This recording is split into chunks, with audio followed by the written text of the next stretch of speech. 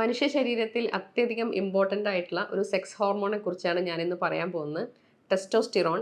ഇത് പുരുഷന്മാരിലാണ് കൂടുതലും കാണപ്പെടുന്നത്. പുരുഷന്മാരുടെ വൃഷണങ്ങളിലോ അല്ലെങ്കിൽ വൃക്കയ്ക്ക് തൊട്ട് മുകളിലുള്ള അഡ്രിനൽ ഗ്ലാൻഡിലോ ആണ് ഇത് കാണാറുള്ളത്. ടെസ്റ്റോസ്റ്റിറോണിനെ കുറിച്ച് കൂടുതൽ അറിയാം. Doctor Shahana, Basil homeopathy hospital, Pandikkad, Malappuram ജില്ല.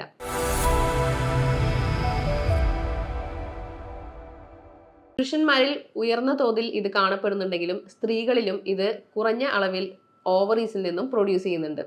അതായത് ടെസ്റ്റോസ്റ്റിറോൺ എന്ന് പറയുന്നത് ടെസ്റ്റിസ് അഥവാ വൃഷണങ്ങളിൽ നിന്നാണ് ഉൽപ്പാദിപ്പിക്കുന്നത്, അതുപോലെ അഡ്രിനൽ ഗ്ലാൻഡിൽ നിന്നും. അതേപോലെ തന്നെയാണ് സ്ത്രീകളിൽ ഓവറിയിൽ നിന്നും അഡ്രിനൽ ഗ്ലാൻഡിൽ നിന്നും ചെറിയ അളവിൽ ഉൽപ്പാദിപ്പിക്കപ്പെടുന്നുണ്ട്. ഈ ഹോർമോണിന്റെ പ്രാധാന്യം എന്താണ്? അതല്ലാന്നുണ്ടെങ്കിൽ ഇത് കുറവായാൽ എന്ത് സംഭവിക്കും, ഇത് വർദ്ധിപ്പിക്കാൻ വേണ്ടി നമുക്ക് എന്തെല്ലാം ചെയ്യാം എന്നതെല്ലാം നമുക്ക് കൂടുതലായിട്ട് അറിയാം.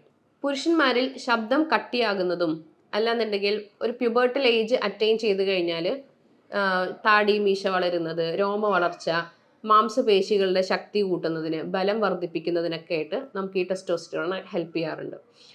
മാംസപേശികളുടെ ബലം വർദ്ധിപ്പിക്കുന്നതിനോടൊപ്പം തന്നെ ശരീരത്തിന് ഒരു ബലം നൽകാനും ഇത് സഹായിക്കും. അസ്ഥികളുടെ ശക്തി വർദ്ധിപ്പിക്കാൻ സഹായിക്കും. ലൈംഗിക ആഗ്രഹം നിലനിർത്തുന്നതിനും സ്പേം പ്രൊഡക്ഷൻ വർദ്ധിപ്പിക്കാനും ഇവ സഹായിക്കും.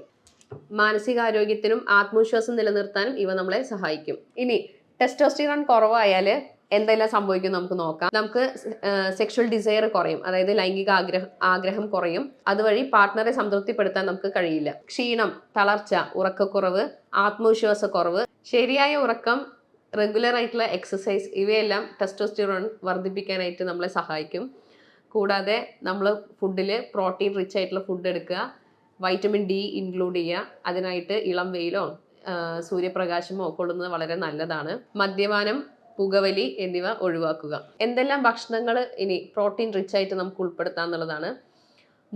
മുട്ടയിലെ യെല്ലോ സാക്കാണ് നമുക്ക് ഏറ്റവും ഉത്തമമായിട്ടുള്ളത്.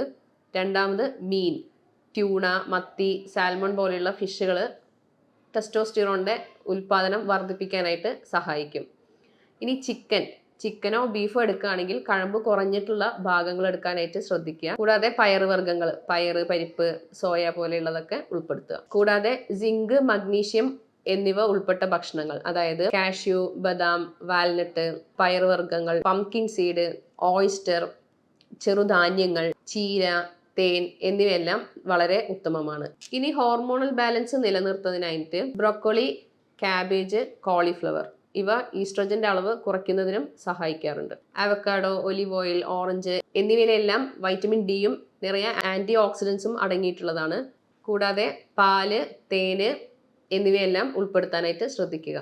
ഇനി ഇത് ഒഴിവാക്കാനായിട്ട് ടെസ്റ്റോസ്റ്റിറോൺ ആരോഗ്യത്തിന് ഹാനികരമാകുന്ന മദ്യപാനം, പുകവലി, ജങ്ക് ഫുഡ്സ്, ഉറക്കക്കുറവ്, അമിത സമ്മർദ്ദം എന്നിവ ഒഴിവാക്കുന്നതിലൂടെ ടെസ്റ്റോസ്റ്റിറോണിന്റെ ഉൽപ്പാദനം ഒരു പരിധിവരെ നമുക്ക് നല്ല രീതിയിൽ നിലനിർത്താനായിട്ട് സഹായിക്കും. കൃത്യമായ ഒരു ഡയറ്റ് പ്ലാനും കൂടെ നമ്മൾ ഇൻക്ലൂഡ് ചെയ്യണമെന്നുണ്ടെങ്കിൽ ഹെൽത്തി ലൈഫ് സ്റ്റൈൽ ഫോളോ ചെയ്യാവുന്നതാണ്. ഈ വിഷയവുമായി ബന്ധപ്പെട്ട് എന്തെങ്കിലും സംശയങ്ങളുണ്ടെങ്കിൽ താഴെ കാണുന്ന നമ്പറിൽ ബന്ധപ്പെടുക. Doctor Shahana, Basil homeopathy hospital, Pandikkad, Malappuram ജില്ല.